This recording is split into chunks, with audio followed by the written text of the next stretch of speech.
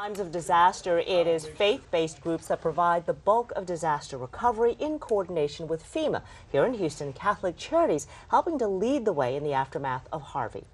And as you can see, joining us now, Cynthia Colbert, President and CEO of Catholic Charities. One of the things that really separates your organization, is it the long-term help after a situation like Harvey? Sure. Well, we have helped in the last two floods, 15, 16, and we all sort of breathed a sigh of relief. Yes. We passed Tax Day and Memorial Day, and then Harvey came to visit. And so Catholic Charities has worked with United Way and many others around long-term recovery. We're not a second responder like Salvation Army and American Red Cross, although many of our Catholic parishes do serve as shelter sites, so we partner very closely with other relief agencies.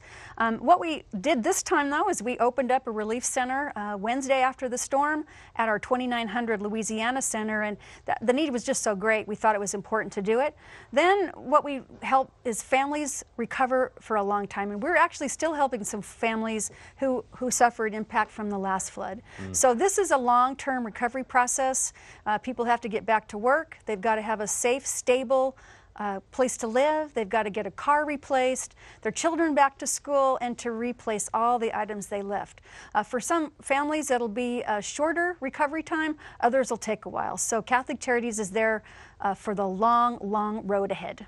You know, one of the things that you do that is a little bit unusual to your organization is in assistance with perhaps documents that were lost. Correct. You deal a lot with the immigrant community. Can you talk about that? Sure. Well, Catholic Charities has the largest nonprofit immigration legal services program in the community. It's called our St. Francis Cabrini Center. And many of the immigrants, and those are people with permanent residence, other kinds of visas, people applying for citizenship or status have lost their papers and their documents. And so really, without proof, how are they going to prove to anyone that they have legal right to be in the country? And so we are always advising people about their legal rights under the law, but also we're advising people how to replace all those very important documents that were lost. And we always ask, what can people at home do to help? We know exactly what people at home can do to help. On the 23rd, you need volunteers, and you need big-time volunteers. We do. Well, I just want to say the response of this nation has been wonderful. And Catholic Charities Galveston Houston is part of a much larger network of Catholic Charities, and they've all banded together and sent donations to Catholic Charities in San Antonio, who's driving 50 trucks to us on the 23rd.